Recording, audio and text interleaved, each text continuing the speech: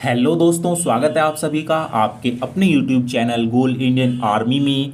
दोस्तों यहाँ पर आज की इस वीडियो में मैं बात करूँगा महिला एसएससी जीडी के बारे में। जी हाँ दोस्तों, आज बात होने वाली है गर्ल्स के बारे में। दोस्तों आप सभी जानते हैं एसएससी जीडी की भर्ती के द्वारा गर्ल्स को भर्ती किया जाता है। तो आज की इस वीडियो में मैं बताऊंगा कि गर्ल्स के लिए कौन सी पोस्ट एसएससी जीडी के लिए सबसे बेस्ट है। क्योंकि साथियों, जैसा कि आप सभी को पता है कि एसएससी जीडी के द्वारा इंडिया की जितनी भी पैरामिलिट्री फोर्सेज होती हैं, जैसे कि BSF, CRPF, CISF, SSB, Assam rifle, इन सभी के लिए आपके आवेदन आपसे मांगे जाते हैं। लेकिन आपको जो ज्वाइनिंग है, इनमें से एक ही पोस्ट पर आपको ज्वाइनिंग दी जाती है। तो आपको सबसे बेस्ट वो पोस्ट कौन सी है जिसको आपको यहाँ पर फिल करना है और आप सभी के लिए बहुत बढ़िया है। तो गर्ल्स के लिए सबसे बेस्ट पोस्ट कौन सी है, आज मैं आपको बताने वाला हूँ। तो चलिए साथियों, अब मैं आपको लेकर चलता हूँ एसएससी जीडी के ऑफिशियल नोटिफिकेशन की तरफ।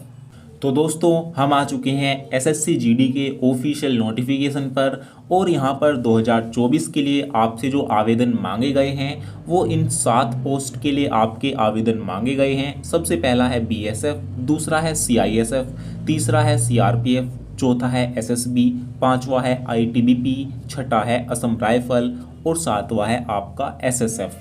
तो बीएसएफ दोस्तों, बीएसएफ के बारे में मैं आपको सबसे पहले बता दूं, बीएसएफ का पूरा नाम होता है बॉर्डर सिक्योरिटी फोर्स। और बीएसएफ की जो ज्वाइनिंग पोस्टिंग होती है वो होती है बॉर्डर पर भारत और पाकिस्तान के।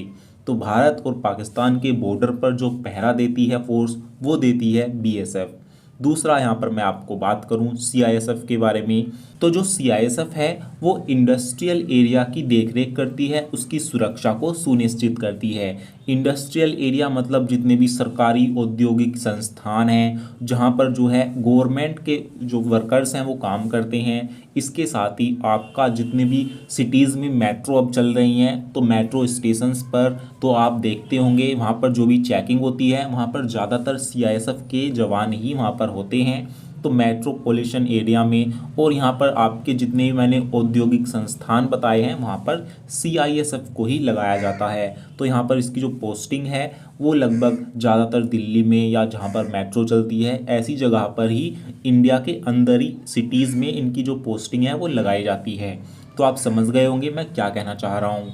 दोस्तों जो सीआरपीएफ है इसका नाम है सेंट्रल रिजर्व पुलिस फोर्स। दोस्तों सीआरपीएफ की जो पोस्टिंग होती है वो मैं आपको बता दूं, ये एक रिजर्व फोर्स होती है। जैसे ही कोई आपदा आई, जैसे बाढ़ आ गई, कहीं सूखा पड़ गया, या फिर कोई मानव जनित या प्राकृतिक आपदा कहीं पर भी आई, कहीं बादल फट गया, तो वहाँ पर जो वो उनको सुरक्षा देते हैं, उनको जो मदद दी जाती है, वहाँ पर ज़्यादातर सीआरपीएफ के जवानों को ही भेजा जाता है। क्योंकि ये एक रिजर्व फोर्स के रूप में जो है रिजर्व रहती है और इमरजेंसी में ये वहाँ पर जाती है। तो इमरजेंसी में सीआरपीएफ को भेजा जाता है अलग अलग जगहों पर। तो ये हो गया सीआरपीएफ का। इसके साथ ही जो नक्सली क्षेत्र हैं, आप नक्सली क्षेत्र आप जानते ही होंगे, इंडिया के अंदर जो पूर्वी क्षेत्र है वहाँ पर जो नक्सली क्षेत्र हैं, कुछ राज्यों में कुछ जो डिस्ट्रिक्ट हैं वहाँ पर जो जंगल में लोग रहते हैं, आदिवासी, वहाँ पर जो कुछ जो है नक्सलीवादी हैं जो कि नहीं चाहते कि जो है सरकार का उनके ऊपर कोई भी कंट्रोल रहे या उन पर कोई रूल रेगुलेशन रहे, तो वो बार बार हमला करते हैं, तो उनको कहते हैं नक्सलीवादी।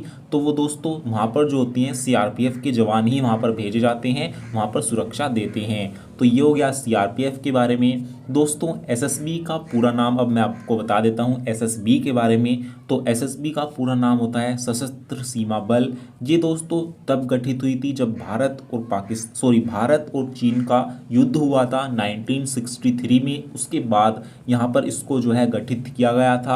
तो ये उसी क्षेत्र में जो है वहाँ पर जो कोई बाहरी व्यक्ति तो नहीं आ रहा या फिर कोई भी ऐसी सामग्री तो नहीं आ रही जो अवैध है, तो यहाँ पर विदेशों से कोई तो नहीं आ रहा सीमा पार करके, या यहाँ से कोई बाहर तो नहीं जा रहा, तो उसकी जो देख रेख है वो एसएसबी करती है।